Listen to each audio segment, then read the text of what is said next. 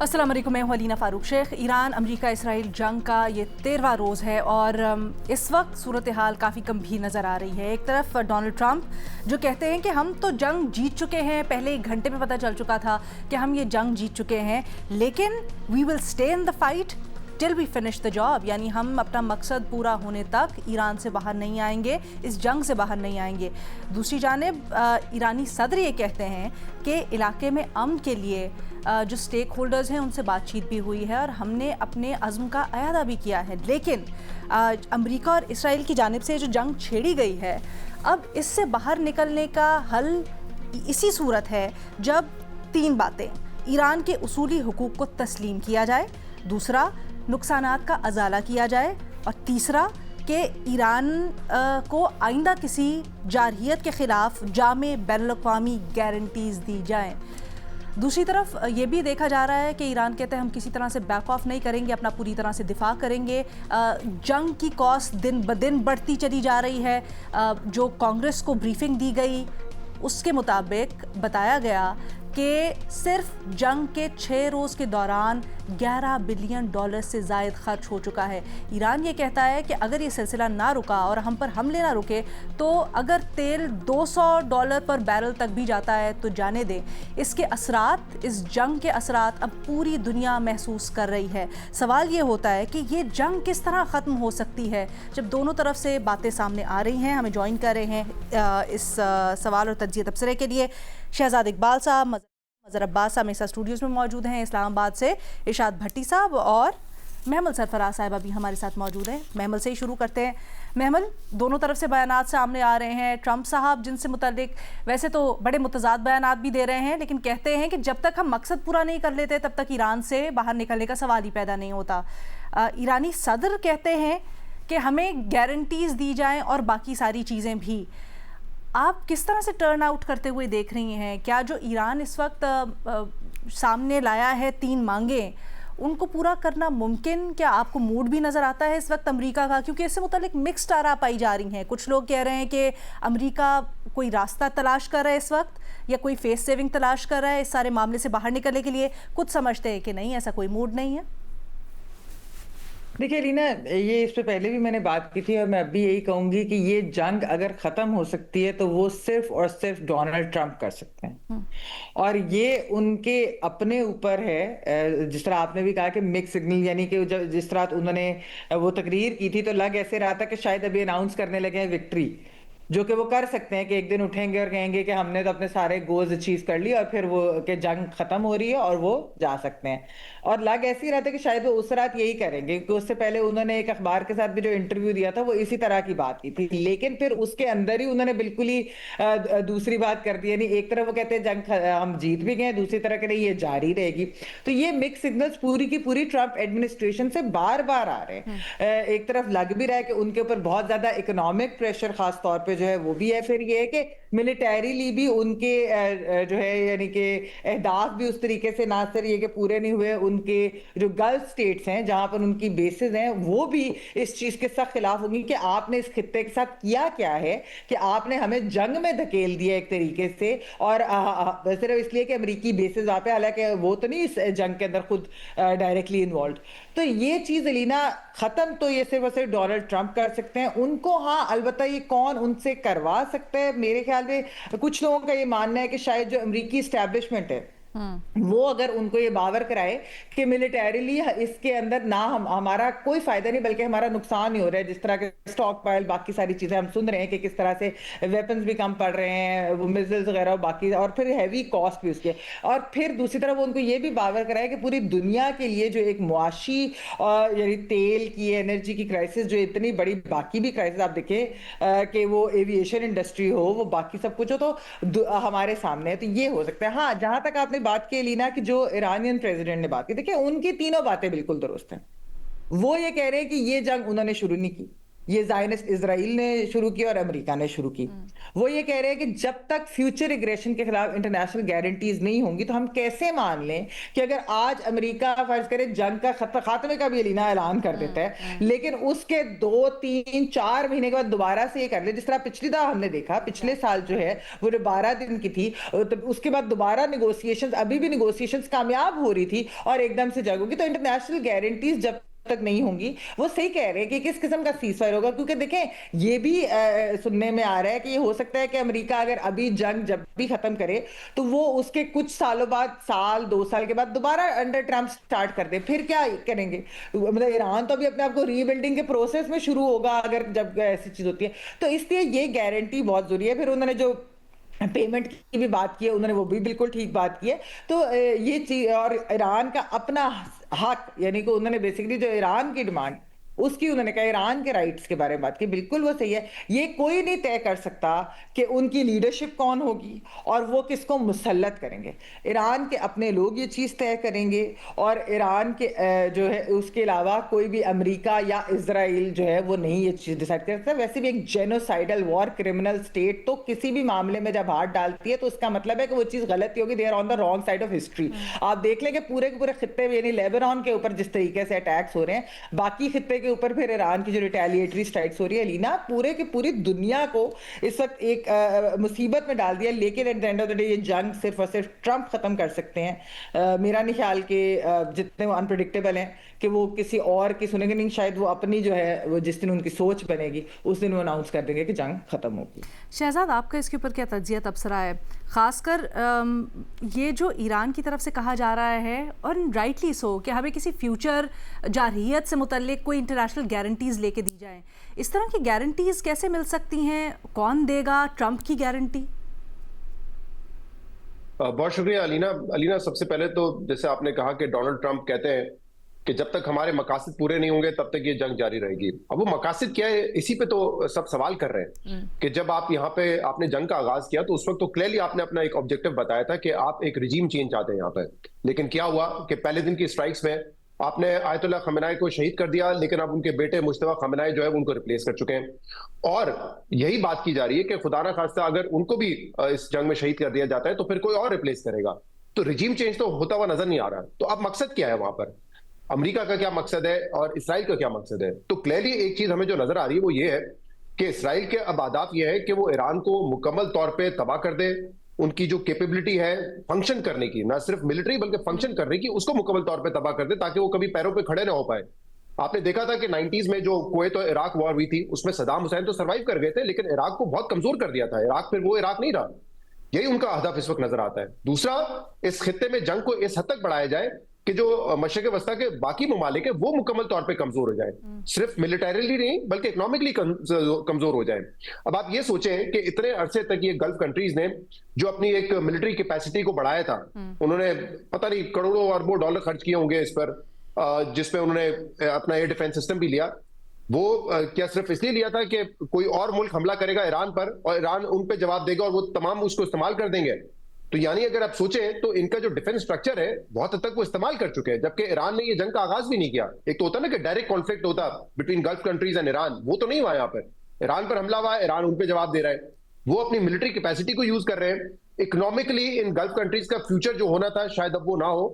तो ये तो पूरे खित्ते में इसराइल ने अपने आप को एक मजबूत मुल्क के तौर पे, रियासत के तौर पे उभारा है और बाकियों को बहुत ज्यादा कमजोर किया है। तो मुझे तो यही मकसद नजर आ रहा है कि इस खित्ते को लड़ाओ, इस खित्ते में सिर्फ एक ही बादशाह रहे, एक ही ताकतवर मुल्क रहे, वो इसराइल हो।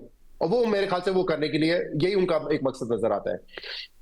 दूसरा, आप देखें कि अमेरिका की जानिब से भी ये जो अब हमने एक ट्रेंड देख रहे हैं पिछले 13-14 साल में, जब से एक अरब स्प्रिंग आया और अभी वेनेजुला में क्या देखा, अब यहाँ पे हम देख रहे हैं कि इसके जो एक ये अमेरिका ये कर रहा है कि उनका जो डॉक्ट्रिन है कि जो लीडरशिप है उसको मुल्क में जाके मार दो, अगवा कर लो, उसको तब्दील कर दो।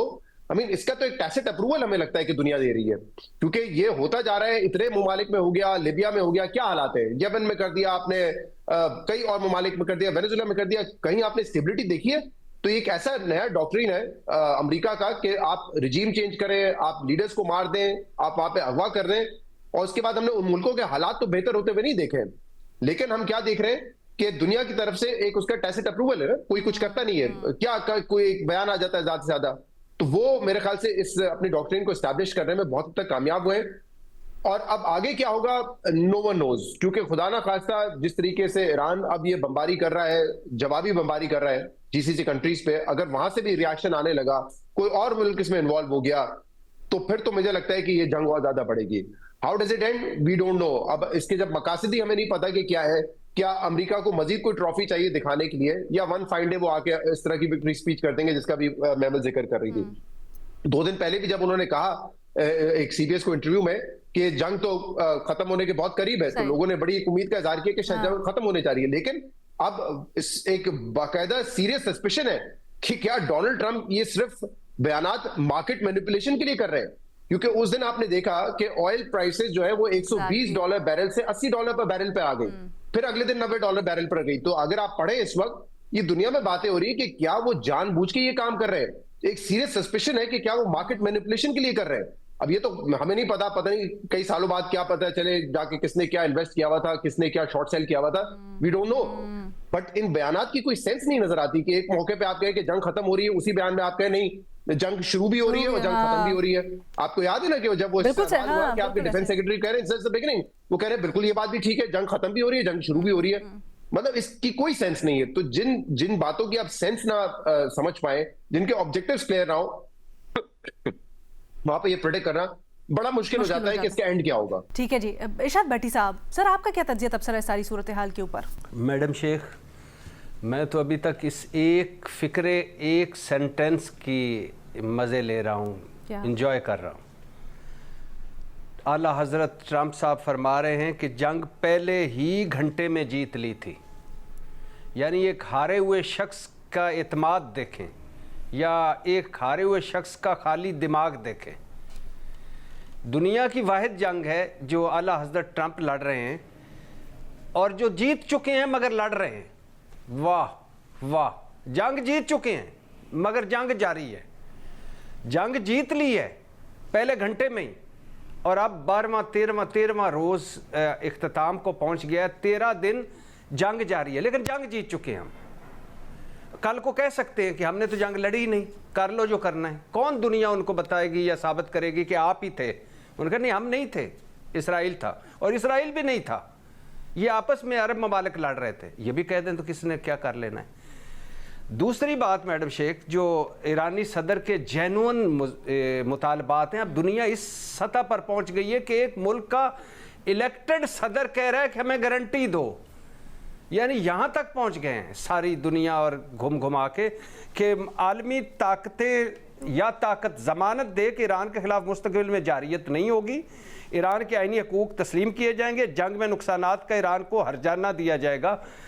यानी ये शुक्र करें ईरानी सदर एक तरह से कि हर्जाना ट्रंप साहब ने मांग नहीं लिया कि हमारा असला ज़ाया हुआ। पहले 2 दिनों में $5.6 अरब हम ज़ाया कर किया है असले पे, तो हमें वो वापस करें। तो ये वक्त आ गया इस दुनिया पर कि एक मुल्क का सदर कह रहा है हमें ज़मानत दी जाए, दोबारा नहीं चढ़ाई होगी, हमारा जो नुकसान किया है वो उसकी ज़मानत दे। तो पहला मरहला क्या है, क्या था? धमकियाँ ट्रंप साहब की, धमकियों पे धमकियाँ, डेडलाइनों पे डेडलाइनें, ये कर देंगे वो कर देंगे। भाई ईरान झुक गया, डर गया, खड़ा रहा, ईरान जीता पहले मरहले में। अब ये मैं जवाज़ नहीं दे रहा कि ईरान पे जो तबाही आई हुई, जो बर्बादी आई हुई, उसका वो बिला जवाज़ है, उसका कोई मैच ही नहीं है। लेकिन कत्ले हुसैन असल में मर गए यजीद है, इस्लाम जिंदा होता है करबला के बाद। वक्त साबित करता है कौन जीता है कौन हारा। ट्रंप जैसे कई आए और कई चले गए, कई उनको वक्त के थपेड़े बहा कर ले गए। दूसरा मरहला इखलाकी जवाज़, जंग का जवाज़। मुज़ाकरात की टेबल पर 99.9% चीज़ें मानी जा चुकी थी। ईरान तकरीबन सरेंडर कर चुका था अपने एटमी सलाहियत, और जो सालस थे वो उल्टी छलांगे मार रहे थे। ट्रंप साहब फिर गए, और हमले का आज तक अमेरिका के पास कोई जवाज़ नहीं है कि हमला क्यों किया। तो ना कोई इखलाकी जवाज़, ना कोई जंग का जवाज़। ये मरहला भी ट्रंप साहब हारे, पूरी दुनिया जानती है, तारीख जानेगी। तीसरा मरहला मैडम शेख, सिर्फ 1 मिनट, अगला मुझे कोई टाइम ना दीजिए, ठीक ज़रा थोड़ा सा आहिस्ता कीजिएगा, मेहरबानी होगी आपकी। तीसरा मरहला, 1 मिनट में बगावत हो गई क्या ईरान में? बगावत हो गई क्या ईरान में? आप तो कहते थे कि आएंगे और पूरी ईरानी कौम हमारे साथ है, सड़कों पे आ जाएगी। कर ली बगावत, हो गई बगावत। चौथा मरहला, रिजीम चेंज कर पाए आप? आपने तो कहा था कि आयतुल्लाह खामनाई साहब को शहीद करेंगे, मेन क़यादत मारेंगे, रिजीम चेंज होगा, हो गया। छठा मरहला, ये जंग खित्ते की जंग बना दी ईरान ने। 12 ममालिक में जानी नुकसानात हुए हैं और पूरी दुनिया को मुआशी धचके लग रहे हैं। ये हिकमत अमली किसकी थी? ट्रंप साहब की थी, ईरान की। जंग को फैलाओ और अपनाए हुर्मस को बंद करके उन्हें पूरी दुनिया को बंद कर दिया तेल और गैस में, और तबाही और बर्बादी कर दी मुआशी तौर पर। जंग ईरान जीता ये मरहला। 7वां मरहला, वेनेजुएला मॉडल। ये भी तवक्को थी कि सिर्फ खामनाई साहब को शहीद करे, बाकी सारा कुछ है, बंदा एक रजा शाह पहलवी आएगा, बिठा देंगे, सारा कुछ हो जाएगा। हो पाया। और 8वां मरहला, ईरान की ताकत क्या थी? आखिरी बात है मैडम शेख, ईरान की ताकत क्या थी? कहते हैं ना, हर रोज बताते हैं कौम को, मैंने नेवी तबाह कर दी, मैंने फजाइया तबाह कर दी, मैंने फलाना तबाह कर दिया, मैंने फलाना। ईरान की ताकत क्या थी? नेवी ताकत थी? नहीं। फिजाइया ताकत थी? नहीं। 50 साल से पाबंदियां लगी हुई हैं, पुराने जहाज खड़े हैं, नेवी के चंद जहाज उनके पास थे। ईरान की कोई बर्री फौज ताकत है? अभी तक उसकी नौबत ही नहीं आई, तो वो भी नहीं था। क्या था? Missile system. मिसाइल, अभी जब मैं आपसे मैडम शेख बात कर रहा हूँ, इससे 1 घंटा पहले मिसाइल दागे हैं अभी भी ईरान ने।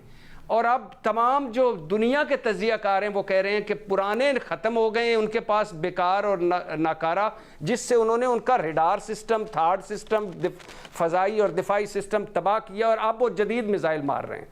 और एयरपोर्ट हिट हुआ, नेतन्याहू का ऑफिस हिट हुआ, वार रूम इसराइल का हिट हुआ, तो अब भी मिसाइल चल रहे हैं। तो फिर अब जीते कहाँ से? क्या जीता आपने? कहाँ से जीता? कब जीते? और जो जंग जीत ली है वो लड़ क्यों रहे हैं? ठीक है, मजीद बात करते हैं ब्रेक के बाद। Welcome back. मज़हर अब्बास साहब, आप इसके ऊपर वे इन कीजिएगा, स्पेसिफिकली इस जंग के तनाजुर में, या फिर यहाँ पर यह बात हुई कि दुनिया तमाशाई बनी देख रही है, ट्रंप आते हैं, जिस मुल्क में उनका दिल चाहता है वहाँ जिस तरह से पावर के ऊपर कंट्रोल करना चाहते हैं, अपनी पावर एग्जर्ट करना चाहते हैं, करते हैं, और कोई कुछ नहीं कर सकता। क्या कोई तरीका भी है दुनिया का रोकने का ट्रंप साहब को? देखिए, पहली चीज़ तो ये कि ये सवाल का जवाब हम में से किसी ने तलाश नहीं किया कि क्यों अटैक किया। एक जनरल फीलिंग ये है कि ईरान को तबाह करना था, ईरान को सीरिया बनाना था, ईरान को इराक़ बनाना था, ईरान को लीबिया बनाना था। वो क्यों नहीं हो पा रहा? वो इसलिए नहीं, हालांकि ईरान पे काफ़ी तबाही हुई है, लेकिन इसलिए नहीं हो पा रहा कि बाकी मुल्कों के मुकाबले में जहाँ मोनार्क्स थे, ईरान में जो लोग हैं वो ईरानी रजीम के साथ खड़े थे। इन्होंने पहली अटेम्प्ट की जब इन्होंने वहाँ पॉलिटिकल अनरेस्ट पैदा किया और उस पॉलिटिकल अनरेस्ट को उन्होंने सपोर्ट दी, हर तरह की सपोर्ट दी, लेकिन वो अपराइजिंग जो है वो वैसी नहीं हो पाई जैसी बांग्लादेश, नेपाल या श्रीलंका वगैरह में हमने देखी। और उसकी वजह यही थी कि ये जो पॉलिटिकल अनरेस्ट था, इसके बावजूद कि ईरान में बहुत इकोनॉमिक क्राइसिस था, लेकिन ये जो पॉलिटिकल अनरेस्ट था ये इंजीनियर्ड था। तो पहले अटैम्प्ट जो थी वो ट्रंप की ये थी कि अंदर से कोई इस तरह का रिवोल्ट हो जाए और उसके नतीजे में जो है वो जो ईरान की रजीम है वो ख़त्म हो जाए। लेकिन वो ऐसा हो नहीं पाया जैसा कि 79 में शाह की हुकूमत ख़त्म करने के लिए हुआ था। उसके बाद जो इज़राइल है, उसके बाद बिल्कुल वही थ्योरी दोहराई गई जो इराक़ में दोहराई गई थी, वेपन ऑफ मास डिस्ट्रक्शन वाली। यहाँ ये थ्योरी दी गई कि ईरान जो है अमेरिका पे हमला करने वाला है, ईरान अगले 10-15 दिन में न्यूक्लियर पावर बन जाएगा और वो एटम बम कर देगा। और एक ईरान की तरफ से आया कि जी मुज़ाकरात कर लें, हम हर चीज़ के लिए तैयार हैं। ईरान ने मुज़ाकरात शुरू कर दिए, मुज़ाकरात की टेबल पे चला गया। जो राउंड हुआ उसके बाद आके ये कहा गया कि इसमें प्रोग्रेस हुई है और अगले राउंड तक इशू से रिजॉल्व हो जाएगा। तो ट्रंप और नेतन्याहू दोनों को ये लगा कि ईरान तो जंग में जाए बग़ैर ही जंग जीत रहा है और वो मुज़ाकरात की हर उस टेबल पर और हर उस नेगोशिएशंस में जाने को तैयार है जहां वो ये सेटिस्फाई कर सके दुनिया को कि उनका न्यूक्लियर बॉम्ब बनाने, एटम बम बनाने का कोई इरादा नहीं। और उन्होंने हर चीज़, तकरीबन हर कंडीशंस उन्होंने मान ली एक्सेप्ट फॉर मिसाइल उसमें। तो वहाँ भी जब नाकामी नज़र आ रही थी तो उसके बाद इन दोनों के पास इसके सिवा कोई ऑप्शन नहीं था कि ईरान पे अटैक कर दो और फिर सारी दुनिया की तवज्जो इस तरफ हो कि ईरान जो है वो न्यूक्लियर, और सबसे ज़्यादा अपने जो ख़ुद ईरान अमेरिका के अंदर लोग हैं उनको। अब ये जो डोनाल्ड ट्रंप मुसलसल कंफ्यूज हैं कि कभी वो कहते हैं कि जंग ख़त्म हो गई, कभी वो कहते हैं कि आखिर वक्त तक हम लड़ेंगे। उनके लिए प्रॉब्लम ये है कि वो अमेरिकन पब्लिक को क्या सेल करेंगे, ये मिड टर्म इलेक्शन से पहले क्या चीज़ सेल करेंगे। ये सेल करेंगे कि ईरान की मिसाइल टेक्नोलॉजी तबाह कर दी, वो तो नज़र नहीं आता कि तबाह हुई है। ये तय करेंगे कि क्या ईरान का एटम बम का वो जो है वो हमने न्यूक्लियर टेक्नोलॉजी तबाह कर दी, वो भी नहीं नज़र आता उसमें। तो ईरान के जो सदर का बयान है वो सदर के बयान है एक ऐसे शख्स का बयान जो पोजीशन ऑफ स्ट्रेंथ से बात कर रहा है। यानी ये बयान कोई डिफीटेड प्रेसिडेंट नहीं करता, ये बयान एक जिसने विक्ट्री हासिल कर ली है वो ये कहता है कि भाई ये बातें आप माने तो अब जंग मेरे हाथ में, जंग को ख़त्म करना मेरे हाथ में है। आप ये बातें मानेंगे तो जंग ख़त्म हो जाएगी, आप ये बातें नहीं मानेंगे तो मैं जंग लड़ता रहूँगा। तो डोनाल्ड ट्रंप और नेतन्याहू एक बहुत ही कंफ्यूज उसमें टेरेन में चले गए हैं। उनकी समझ में नहीं आ रहा कि ईरान को किस तरीके से और दुनिया को, अपने लोगों को किस तरह सेटिस्फाई करें कि हमने ईरान को शिकस्त दे दी है। क्योंकि जब वो ये बयान देते हैं ईरान को शिकस्त दी है, ईरान मिसाइल दाग देता है और फिर बात वहीं की वहीं रह जाती है। तो इस वक्त जो बॉल है वो डोनाल्ड ट्रंप और नेतन्याहू की कोर्ट में फेंक दी है ईरान ने कि जी ये बातें मानोगे तो जंग ख़त्म होगी, वरना जंग जारी है। अच्छा, दैट्स वेरी इंटरेस्टिंग। जहाँ आप लोग ये कह रहे हैं, आपने भी और भट्टी साहब ने भी ये बात की, वहाँ क्या सिर्फ ये महज इत्तेफाक हो सकता है कि डोनाल्ड ट्रंप इस तरह खुलकर सामने नहीं आ रहा है या अपने मकासद का इजहार नहीं कर रहे, अपनी मुट्ठी नहीं खोल रहे? क्या इसका ताल्लुक चाइना से भी हो सकता है? क्या जो बातें हो रही हैं या तज्जियाकार जिस तरह से अंदाजे लगा रहे हैं कि मकसद इस पूरी की पूरी एक्सरसाइज का ये है कि चाइना की एनर्जी सप्लाई की जो लाइन है उसके ऊपर कंट्रोल हासिल करना मकसद है असल? और क्योंकि वो एक बड़ा पोशीदा मकसद, टेक्निकल मामलात की वजह से उसके ऊपर से पर्दा नहीं उठाना चाह रहे ट्रंप। मैं चाहती हूँ शहजाद इकबाल साहब से अगर इसके ऊपर ब्रीफ कमेंट ले लें, क्योंकि अभी जो कांग्रेस की हेयरिंग हुई शहजाद, उसके अंदर भी बाहर आके सेनेटर्स ने ये बताया कि ब्रीफिंग हुई, उसके अंदर भी सेनेटर्स ने बाहर आके बताया कि we are heading towards boots on ground. तो इससे तो ये जाहिर होता है कि शायद इस बात में कोई सब्सटेंस है कि किसी भी तरह से अमेरिका इस एरिया के ऊपर, ईरान के ऊपर कंट्रोल हासिल करना चाहता है और मकसद ये है। देखिए, चाइना को काउंटर करने के लिए उनका हमेशा एक मकसद होता तो है और वो करने की कोशिश भी कर रहे होते हैं। और ऑब्वियसली जो स्ट्रेट ऑफ हॉर्मुज़ जब बंद हुआ है तो इससे जो इम्पैक्टेड कंट्रीज हैं उसमें China is one of the biggest country जो कि इससे ज्यादा मुतासिर होगी। इस वक्त अगर कोई ट्रंप के ऊपर असरअंदाज हो सकता है तो मेरे ख्याल से एक तो वो आने वाला इलेक्शन है, और वो तभी हो सकता है कि जब वहां पे लोगों की राय आमा तब्दील हो, उनके खिलाफ हो, खासतौर पे इकोनॉमिक कंडीशंस को लेके। क्योंकि जहां हम ये बात करते हैं ना कि इस ऑयल प्राइसेस से obviously Pakistan, south Asia, China मुतासिर होंगे, वहां पे इन्फ्लेशन के असरात तो अमेरिका में भी आएंगे। और अमेरिका में जब से डोनाल्ड ट्रंप आए हैं उनकी अवाम उनकी इकोनॉमिक पॉलिसी से कोई बहुत ज्यादा मुतमईन नहीं है। अभी थोड़ा सा ये देखने में शुरू हुआ था कि यूरोपियन कंट्रीज में और यूएस में इन्फ्लेशन थोड़ी थोड़ी नीचे आ रही थी, लेकिन ये जो हिट पड़ी है ऑयल प्राइसेस, जो कमोडिटीज प्राइसेस को, इससे उसका इम्पैक्ट जो है वो उसके रेमिफिकेशंस आएंगे और आई एम श्योर कि नवंबर के इलेक्शंस में उनकी नजर होंगी। ओह गॉड। अच्छा, इसको हम मजीद डिस्कस करते हैं, छोटी सी ब्रेक लेनी है, ईरान जंग से मुताल्लिक और दीगर सवालात एक ब्रेक के बाद। Welcome back. यूट्यूब के ऊपर जो आप लोगों की तरफ से सवाल भेजे गए तज्जियाकारों से उनके जवाब जानते हैं। महमल से करते हैं पहला सवाल। महमल, स्पेन ने इसराइल से अपना सिफारती अमला मुस्तकिल तौर पर बुला लिया है। क्या आपको लगता है कि मौजूदा हालात में दीगर ममालिक भी इस तरह के फैसले कर सकते हैं और फैसलों की हिमायत में सामने आ सकते हैं? देखिए ना, पहली चीज तो ये कि मैं कहूँगी कि स्पेन ने एक्चुअली थ्रू आउट ये जो गजा का कॉन्फ्लिक्ट है, जेनोसाइड जो हो रही है, इसके अंदर एक बड़ा ही अच्छा और प्रिंसिपल स्टैंड लिया है। उन्होंने सबसे पहले जो ईयू के अंदर भी जिस तरीके से उन्होंने क्लियर टर्म्स में इसको जेनोसाइड भी कहा और इसको कंडेम भी किया था जो गजा में इजराइल कर रहा है। तो अब जो है, जो ये जंग भी जब हुई तो तब भी आपको पता है कि स्पेन के प्राइम मिनिस्टर ने जो बात भी यही की थी कि ये एक अनजस्ट वॉर है, यानी कि ये इलीगल वॉर है, और उस चीज की वजह से ही जो है मामलात इस नहज तक भी पहुंचे कि उन्होंने परमानेंटली विड्रॉ भी कर लिया अपने एम्बेसडर को। तो मेरे ख्याल में ये एक बहुत अच्छा मुस्बत कदम है, ये एक बहुत बड़ा मैसेज देता है, बड़ा बोल्ड मैसेज देता है ये दुनिया को कि आप लोग स्पाइन शो करें। आपको पता है बहुत ज्यादा लोग जो है स्पेन को एक्चुअली स्पाइन के नाम से बुला रहे हैं, कि यानी कि एक मुल्क है पूरी दुनिया में जिसने कोई स्पाइन शो किया ज़ायनिस्ट रिजीम के आगे और अमेरिका के आगे। हालांकि आपको मालूम है कि अमेरिका किस किस्म की धमकियां दे रहा है स्पेन को इस चीज के ऊपर, डोनाल्ड ट्रंप ने किस तरह की जो बातें की।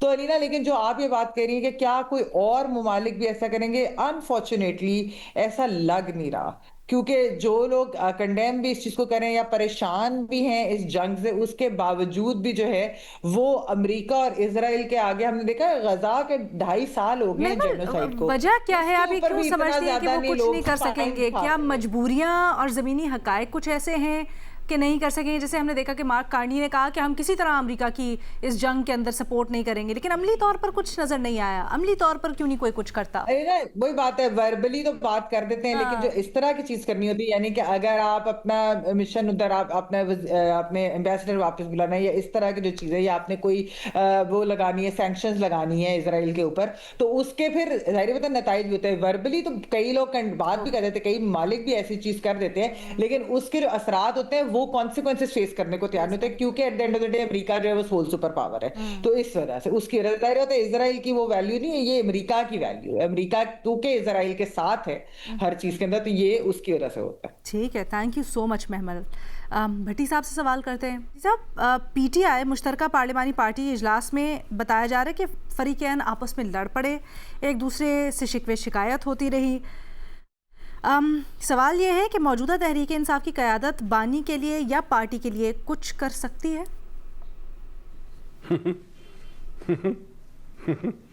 शिकवे शिकायत करना कोई बुरी बात है मैडम शेख? मैं आपसे अक्सर करता रहता हूं और बहुत सारे शिकवे मैं दिल में लेके इस दुनिया से चला जाऊंगा। अल्लाह पाक आपको लंबी जिंदगी दे सर। नहीं, मुझे नहीं लगता अब कोई लंबी जिंदगी रह गई है। अब तो ये जो जंग आपसे लड़ रहे हैं, अगर इसमें से हम निकल गए तो फिर तो अमर हो जाएंगे, ना निकले तो फिर तारीख में लिखे जाएंगे सुनहरी रूप में। मुझे बताएं, शिकवे शिकायत करना कोई बुरी बात है? लड़ना, लड़ाई लड़ना या लड़ना कोई बुरी बात है पार्टी के अंदर? और ये कोई नई बात है? चलो ये दोनों बुरी बातें सही, कोई नई बात है पाकिस्तान तहरीक इंसाफ के लिए पहले दिन से, जब से तहरीक इंसाफ बनी है। और तीसरी बात, यानी मैं सवाल की बुनत पे आ रहा हूँ। जी जी। तीसरी बात कि अगर ये ना लड़ते, शिकवे शिकायत भी ना करते, कानों में एक दूसरे की हल्की हल्की मोहब्बत भरी बातें करते कि शाह महमूद कुरैशी साहब बहुत अच्छी जेल काट रहे हैं, शाह महमूद कुरैशी साहब का मैसेज आता कि शेर अफजल मरवत साहब बहुत अच्छी पॉजिटिव तनकीद कर रहे हैं, अलीमा खान साहबा ने भाई को ज़िंदा रखा हुआ है उनके काज को, और जो बाकी सारे सुहेल अफरीदी साहब ने नई जान भर दी है, अली अमीन गंडापुर भी कमाल के आदमी थे। अगर इस तरह की बातें हों तो क्या कभी आपने या किसी ने सोचा कि पाकिस्तान तहरीक इंसाफ सड़कों पर आकर इस रिजीम को फारग कर पाएगी? नहीं कर सकती, और ना सड़कों पर आकर करना चाहिए। और क्या आपने कभी ये सोचा है कि ये सारे डेढ़ इंट की जो उसका रोड़ा, उसकी ईंट, उसकी मस्जिद, उसकी ना नज़रिया, ना असूल, ना मंतक, और ये जो इकट्ठे बैठे हुए हैं, ये सारे मिल के इमरान खान के आगे भाग रहे हैं? अभी भी डंडा इमरान खान के हाथ में है, ये कैदी हैं, इमरान खान जेल से बाहर है, और पूरी सियासत इमरान खान के इर्द गिर्द घूम रही है। तो क्या समझते हैं कि ये इमरान खान या पीटीआई ख़त्म कर पाएंगे? नहीं कर पाएंगे। तो जब याद रखें 4 साल हो जाए जबर के, जुल्म के, तो उसके बाद झूठे मुकदमों के और उन कामों के जो कभी वहम गुमान में भी ना थे, तो ये आपस की फ्रस्ट्रेशन, आपस की लड़ाइयाँ, ये एक दूसरे के खिलाफ शक वगैरह आ जाता है। और फिर एक बात जो मैं मुसलसल आपको कहता आया हूँ, अर्ज़ करता आया हूँ, वो ये थी कि ये स्क्रिप्टेड लड़ाई लड़वाई जा रही है, बड़े प्रेशर होते हैं मैडम शेख। अभी आप एक सवाल पिछले में पूछ रही थी कि ग्राउंड रियलिटीज़ क्या हैं, क्यों नहीं कोई स्पेन के अलावा कोई मुल्क आगे बढ़ा? डर होता है, खौफ होता है। ईरान का मसला क्या हुआ, ये थोड़ा सा बताएं ना, स्क्रिप्टेड लड़ाई क्यों लड़वाई जा रही है? मकसद क्या होता है फिर इसका? ये इसलिए लड़वाई जा रही है कि पिछले रमज़ान में इफ्तारी पे पकौड़े नहीं मिले थे। अच्छा। इस मरतबा वो कह रहे हैं कि इससे पकौड़े मिल जाएंगे, तवज्जो होगी लोगों। इसलिए लड़वाई जा रही है कि इनके पल्ले है कुछ नहीं, ये जो हुकूमत में बैठे हैं। अच्छा। फिर इलेक्शन हो, आज मरियम नवाज, शहबाज शरीफ साहब, आसिफ अली जरदारी साहब। वैसे तो भट्टी साहब, मैं आपसे सवाल करना चाहती हूँ, आपने कहा ना वो रिजीम को बदलना चाहते हैं, तो मैं आपसे पूछना चाहती हूँ सिस्टम चेंज करना क्यों जरूरी है इतना पाकिस्तान तहरीक इंसाफ के लिए? बानी की रिहाई या उनके लिए कोई रिलीफ करे? करूंगा मैं, ये बात तो मैं छोड़ूंगा ही नहीं, ये बात तो मैं करूंगा मुकम्मल, जल्दी से कर लिया मैडम शेख कि जो बात आप काटेंगी आपकी बात का जवाब दूंगा। आप एंकर हैं, जाहिर है मेरा एहतराम का एक अलहदा भी रिश्ता है, लेकिन वो बात ज़रूर करूंगा। ये एक हल्के में शहबाज शरीफ, नवाज शरीफ, आसिफ अली जरदारी, मरियम नवाज, बिलाल भुट्टो आकर बैठे, इलेक्शन लड़े और एक तरफ इमरान खान हो, इनकी ज़मानतें जब्त हो जाए। तो जब ये नहीं है तो उस चीज़ को ख़त्म करना, इमरान खान से जान छुड़ाना, अंदर ब्रूटस घुसाना, स्क्रिप्टेड लड़ाइयाँ कराना। अब आप अगला सवाल करें। भट्टी साहब सवाल ख़त्म हो गए हैं, बस कुछ समझ नहीं आई मुझे आपके आखिरी जुमले की, आप क्या क्या किधर किधर क्या क्या कर रहे हैं। थैंक यू सो मच भट्टी साहब, आप भी काबिल एहतराम हैं, आप तज्जियाकार हैं, गेस्ट है, जो आप कहेंगे हमने सर आंखों पे ही रखना है। अच्छा जी, मज़हर साहब के पास चलते हैं क्योंकि बड़ी इंपॉर्टेंट एक डेवलपमेंट हुई है। सुबह सुबह ये खबर आई अचानक कि गवर्नर सिंध को तब्दील कर दिया गया है। कामरान टिसोरी साहब को हटा के एमक्यूएम के वो अब निहाल हाशमी साहब को लगा दिया गया है। आपको याद होगा ये सारी की सारी जो गवर्नरशिप थी वो एमक्यूएम को मिली थी इलेक्शंस में एक एडजस्टमेंट के तौर पे। मज़हर अब्बास साहब, अब एमक्यूएम कह रही है कि उन्हें तो मीडिया से इल्म हुआ, उनको पता ही नहीं था कि गवर्नर तब्दील होने वाला है। ये क्या हो रहा है? अच्छा, दोनों बड़ी दिलचस्प तब्दीलियाँ हैं, निहाल हाशमी का गवर्नर बनना और कामरान टिसोरी का गवर्नरशिप से हटना। निहाल हाशमी के गवर्नर बनने के मैं इसलिए कह रहा हूँ कि निहाल हाशमी एक वक्त ऐसा भी आया था कि ख़ुद मुस्लिम लीग नून के लोग उनसे कुतराते थे और इधर उधर हो जाते थे। आपको याद है कि उन्हें सुप्रीम कोर्ट ने जो है वो बड़े सख्त उस ज़माने में गालिबन जो चीफ़ जस्टिस थे उन्होंने उनके साथ बड़ा सख्त रवैया अख्तियार किया था और फिर उन्हें बड़ी स्ट्रगल करनी पड़ी। तो बहरहाल निहाल हाशमी एक पॉलिटिकल वर्कर है, मुस्लिम लीग नून से उनका ताल्लुक़ है, पुराने आदमी हैं। अब देखें एज ए गवर्नर वो क्या रोल प्ले करते हैं। कामरान टिसोरी साहब का आना और जाना दोनों बहुत दिलचस्प हैं। कामरान टिसोरी साहब आए भी एक बहुत ही तनाज़े के बाद आए थे, एक ख़ास तौर पे जब 22 अगस्त 2016 के बाद एमक्यूएम की तकसीम हुई थी। उसके बाद एक कंट्रोवर्सी चली कि पीआईबी कॉलोनी और बहादुराबाद के दरमियान, उसमें कामरान टिसोरी साहब का रोल एक बहुत ही कंट्रोवर्शियल रोल के तौर पे वो सामने आए। और फिर हमने देखा कि यकायक पीएसपी और एमक्यूएम भी एक हो गई और सब ने इत्तेफाक कर लिया कामरान टिसोरी पे। अब ये इत्तेफाक किसने कराया छोड़ दें, क्योंकि वो बात जाएगी नहीं। तो ये बहरहाल वो इत्तेफाक हुआ और वो सब ने उनकी तारीफ़ करनी शुरू कर दी। कामरान टिसोरी साहब से अच्छा कोई गवर्नर ही नहीं है, उनके से अच्छा कोई लीडर ही नहीं है उसमें।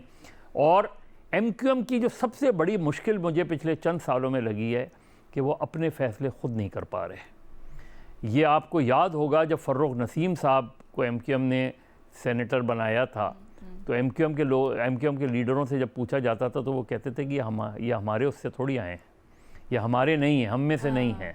ये तक बात हुई थी। यही टिसोरी साहब का अब जो हुआ है, अब टिसोरी साहब एमक्यूएम की मजबूरी बन गए थे।